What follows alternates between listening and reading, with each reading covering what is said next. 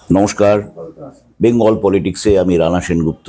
আমাদের সঙ্গে আজকে রয়েছেন পিডিএস অর্থাৎ জনতান্ত্রিক সমাজবাদী দলের একজন বিশিষ্ট নেতা সমীর পুততুণ্ড। আপনাকে আমাদের ইউটিউব চ্যানেলে স্বাগত। একাধিক জেলা সম্মেলনে সিপিএম এর কথা বলছি। দেখা গেল যে প্রচুর সমস্যা উঠে এলো, যা অতীতে একটা সময় যখন সিপিএম ক্ষমতায় ছিল ওগুলো দেখা যায়নি। তন্ময় ভট্টাচার্য সাসপেন্ড হয়ে গেল, সুশান্ত ঘোষকে দল থেকে কার্যত বিতাড়িত করে দেওয়া হলো।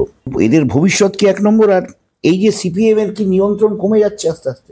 যে পদ্ধতিতে বামেরা চলে, সাংগঠনিক নীতিতে গণতান্ত্রিক কেন্দ্রিকতা যেমন আমি মানি না, তেমনি গণতন্ত্রের ভিত্তিতেই বামপন্থীরা সব থেকে সুশৃঙ্খল, নীতিসম্মত, বিশ্বাসযোগ্য, নির্ভরযোগ্য রাজনৈতিক শক্তি। এটা অন্যরা কেউ তা নয়।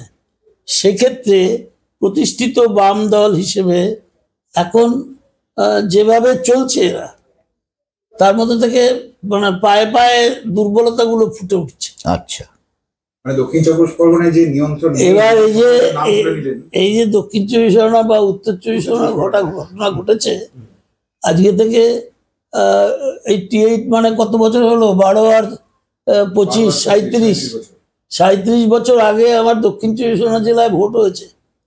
ভোট করে কমিটি হয়েছে, প্যানেল তৈরি করে ব্যালটে ভোট দিয়ে। তাই নিয়ে তো এরকম কথা ওঠেনি। আজকে আমি একটা কোথায় বলেছি বলার সময় যে এই বিরোধটা কি, কেন হচ্ছে। আমরা যখন বিরোধ হয়েছে, আমাদের বিরোধ ছিল তখনও 96 জ্যোতিবাবুর প্রশ্ন আসেনি, কিন্তু বামফ্রন্ট সরকারকে আমরা কতটা ব্যবহার করতে পারি, এই নির্বাচনী ব্যবস্থাকে আমরা কতটা ব্যবহার করতে পারি সমাজ পরিবর্তনের সংগ্রামে, এই নিয়ে বিরোধ ছিল। আজকের দিনে বিরোধের বিষয় কি? আজকের দিনে পার্টি শূন্য যখন হয়ে গেছে, তখনও এই বিরোধ, এটার কোনো অর্থ মানে আমার কাছে পরিষ্কার নয়। এবং রাজনীতিতে আমি যাদের চিনি, জানি, তাদের মত জানি, তারা পরিষ্কার ভিন্ন দুটো শিবিরের মানুষ এক হয়ে একটা শিবির বানাচ্ছে। এটার ভিত্তি কি, এর নতুন রাজনীতি কি, কিছুই পরিষ্কার সামনে লোকের কাছে আসছে না। তার মানে একটাই হতে পারে যে ক্ষমতায় না থাকলেও দল হিসাবে যেহেতু অনেকের থেকে বড়, সেই কারণে ক্ষমতাশালী দল সেই হিসেবে তার ক্ষমতা নিজের গ্রিপে রাখার চেষ্টা করা, এছাড়া অন্য কিছু এর মধ্যে আছে বলে আমি মনে করি। তন্ময় ভট্টাচার্য দল থেকে সাসপেন্ড হয়েছেন, সুশান্ত ঘোষকে দল থেকে কার্যত বিতাড়িত করে দেওয়া হচ্ছে।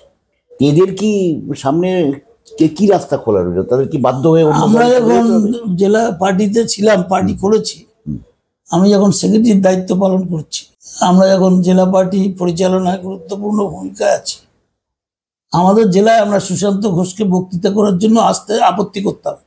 আচ্ছা, আমাদের জেলার ভেতরে বিরোধ ছিল, অন্য অংশ যারা, তারা নিয়ে আসতো একটা বিপ্লবী নেতাকে, আর আমরা তার যা কাজকর্ম জানতাম, তাতে মানুষের থেকে পার্টি বিচ্ছিন্ন হবে ওরকম লোককে সামনে আনলে আমরা আমাদের প্রচার মিটিংয়ে তাকে আনতাম না ফরমালি। আমি যতক্ষণ সেক্রেটারি ছিলাম, জেলা সিপিআইএমের থেকে ফরমালি কখনো সুশান্ত ঘোষকে বক্তা হিসেবে দক্ষিণ চব্বিশ পরগনায় আনা হয়নি। ব্যক্তি হিসাবে কেউ গিয়ে রাজ্য পার্টির সঙ্গে কথা বলে মিটিং করে থাকতে পারে। দ্বিতীয় কথা হচ্ছে, তন্ময়ের ক্ষেত্রে যেটা করেছে, সাসপেন্ড করে আবার সাসপেনশন তুলে আবার সাসপেন্ড, এগুলো লোকে বোঝে না। সিপিআইএম এর ভেতরে একটা সংগঠনের কি ফর্ম আছে, সেই ফর্ম অনুযায়ী কি কি স্টেপের মধ্যে দিয়ে যেতে হবে। তারা যাকে সাসপেন্ড করার মতন তাকে উদ্যোগ করেছিল কেন? তারা যা যদি উদ্যোগ করেছিল তাহলে সাসপেন্ড করেছিল কেন? এবং যদি উদ্যোগ করলো তাহলে আবার সাসপেন্ড হলো কেন? আর যে অভিযোগ তন্ময় সম্পর্কে এসছে, এটা যদি সত্যি হয় তাহলে সেটা ওপেন সিক্রেট। তাহলে একটা সাংবাদিককে কেন্দ্র করে ঘটনার ভিত্তিতে ওটা ধরা হবে কেন?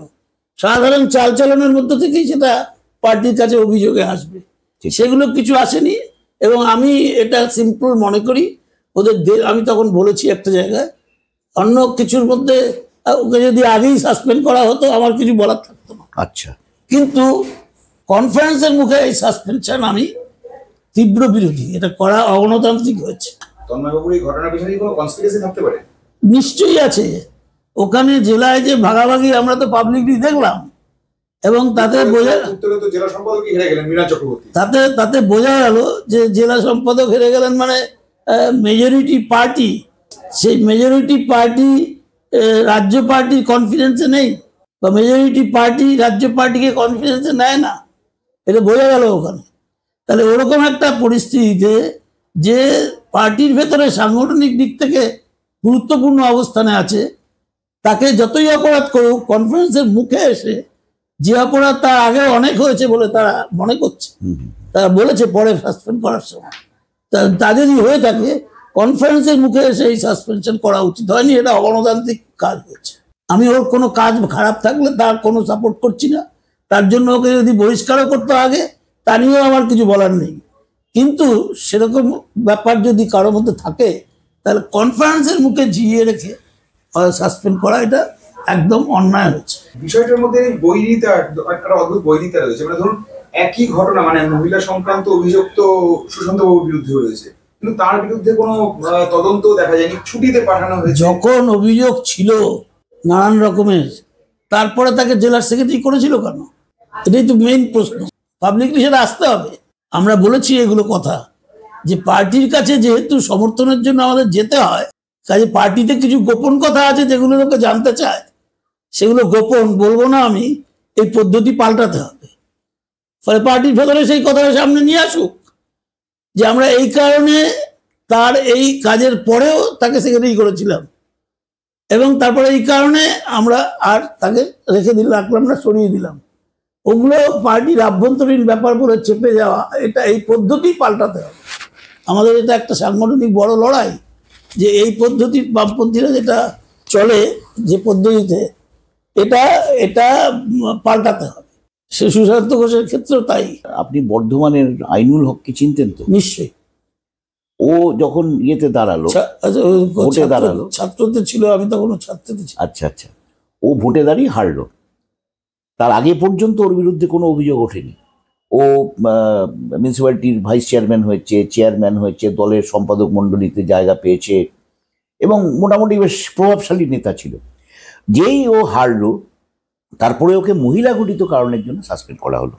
এটা নিয়েও একই প্রশ্ন ওঠে যে তাহলে আগে কেন করা হলো না? মহিলা ঘটিত ব্যাপারটা কিছু আগে করেনি? আসলে পার্টিতে অন্য বিরোধ হচ্ছিল, ঠিক অন্য বিরোধ হচ্ছিল, যেটা পাবলিকলি পার্টি আনেইনি। এবং আমার যেটা মনে হয় ব্যক্তিগতভাবে, যে আইনুল হক তাহলে বোধহয় সেক্রেটারি হয়ে যেত পার্টির এতদিনে। পার্টিতে নেতৃত্বের সামনে চ্যালেঞ্জ হিসেবে দাঁড়িয়ে গেছে, এবং নেতৃত্বের সামনে ওই যেটা আপনি বলছেন এমন মাপের নেতৃত্ব হয়ে উঠছে যেটা এক্সিস্টিং লিডারশিপের পক্ষে মেনে নেওয়া সম্ভব হচ্ছে না। তা না হলে পরে যে ধরনের অভিযোগের ভিত্তিতে আইনুলকে সরিয়ে দিয়েছে, ওরকম অভিযোগের ভিত্তিতে সরানো যায় না।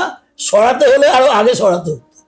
আপনার কি মনে হয়, মানে এই সুশান্ত ঘোষ, তন্ময় ভট্টাচার্য, এদের কি রাজনৈতিক কেরিয়ার শেষ হয়ে গেল কার্যত? আমার মনে হয় না, কারণ দুজনের ক্ষেত্রেই হতে পারত এরকম। যদি ওরা রাজনীতি করতে চায় তাহলে হবে না, এই জন্য যে সাসপেন্ড করে উইথড্র করে আবার সাসপেন্ড করা, এটা লোকের কাছে ক্লিয়ার নয়। এটা সংগঠনের পদ্ধতি হিসেবে যাই বলুক, লোকে বুঝতে পারবে না। পার্টি সেক্রেটারি করলাম, তারপরে তাকে আবার সরিয়ে দিলাম। যখন সেক্রেটারি করলাম তারপরে অনেক অপরাধ তার ভিত্তিতে তো নয়, অপরাধ আগেই অনেক জমে আছে, তাহলে এগুলো লোকের কাছে পরিষ্কার নয়। ফলে ওরা যদি রাজনীতি করতে চায় আমার মনে হয় করতে পারবে। মানে সমীর দা, একটু পিন পয়েন্টে বলি, যে তাহলে আপনি মনে করছেন যে সিপিএমে এখনো আপনাদের সময় যেমন ছিল এখনো তাই আছে, মুষ্টিমেয় কিছু লোক ছড়ি ঘোরাচ্ছে পার্টির উপর। এই যে গণতান্ত্রিক কেন্দ্রিকতার নীতি, এর পরিণতি কি, যেটা সোভিয়েতে হয়েছিল, যে পার্টির ভেতরে যারা মেজরিটি তারা পার্টি চালাবে, মাইনরিটি পার্টি চালাবে না। মাইনরিটি কথাটা লোকের কাছে যাবেও না। যেটা আমরা বলেছি সেটা আসতে হবে, যে মাইনরিটি হলো কি বলতে চায় সেটা লোকের কাছে পরিষ্কার আনতে হবে। যেটা সফি বলেছিল যে আমার বক্তব্যটা পরিষ্কার করে লোকের কাছে আনা হোক।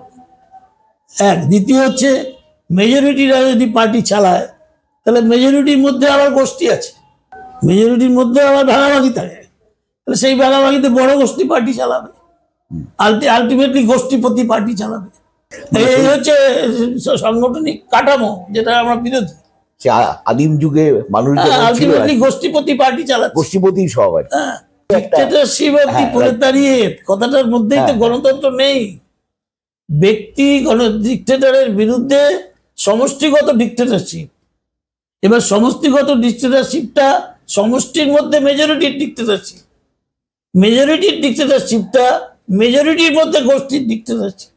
আলটিমেটলি তার যে নেতা, সেক্রেটারি বা পলিট ব্যুরো বাছাই করা কয়েকজন মেম্বার, তারা মিলে যা করবে তাই হবে। ঠিক ঠিক।